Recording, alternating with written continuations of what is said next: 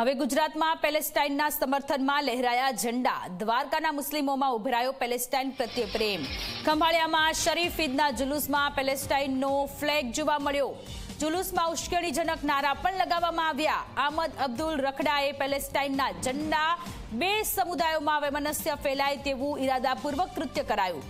આમદ અબ્દુલની શાંતિના ભંગ બદલ ધરપકડ કરવામાં આવી છે। ભારત અને ગુજરાતમાં પેલેસ્ટાઇનનું સમર્થન કેમ એ સવાલ થઈ રહ્યો છે। દ્વારકામાં ઈદના જુલુસમાં પેલેસ્ટાઇનનો ફ્લેગ એક વ્યક્તિ કે જે હાથમાં લઈને જઈ રહ્યો છે ત્યારે વૈમનસ્ય ફેલાવવા માટે તેમણે આ કૃત્ય કર્યું અને તેમની સામે હવે ધરપકડ થઈ રહી છે। ભારત અને ગુજરાતમાં પેલેસ્ટાઇનનું સમર્થન કેમ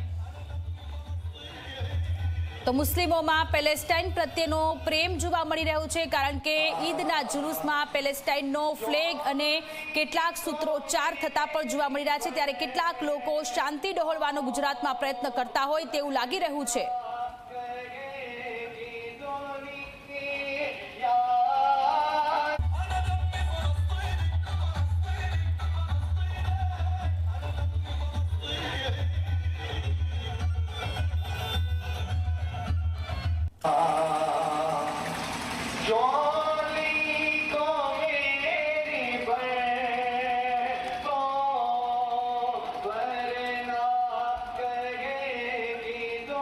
તો દ્વારકામાં ઈદના જુલુસમાં કે જ્યાં એક વ્યક્તિ કે જે પેલેસ્ટાઇન પ્રત્યે તેનો પ્રેમ ઉભરાયો અને વ્યક્તિના હાથમાં પેલેસ્ટાઇનનો ઝંડો જોવા મળી રહ્યો છે અને કેટલાક સૂત્રોચ્ચાર પણ કરી રહ્યા છે ત્યારે ગુજરાતમાં ભારતમાં શાંતિ ડહોળવાનો કેટલાક લોકો દ્વારા પ્રયત્ન થઈ રહ્યો હોય તેવું લાગી રહ્યું છે।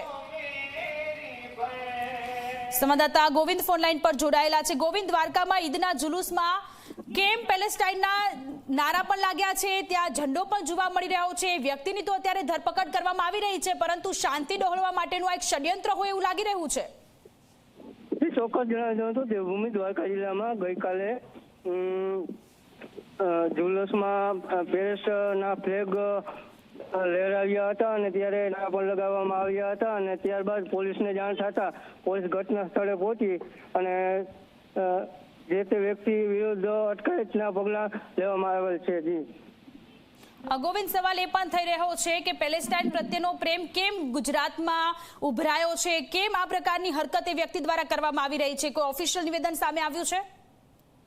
હાલમાં હજી સુધી કોઈ ઓફિશિયલ નિવેદન સામે આવ્યું નથી પરંતુ પોલીસ દ્વારા એ જ વાત ઉપર વધુ તપાસ પણ હાથ ધરી છે અને ટૂંક સમયમાં જ પણ નિવેદન સામે પણ આવી શકે છે। જી આભાર તમામ વિગતો માટે।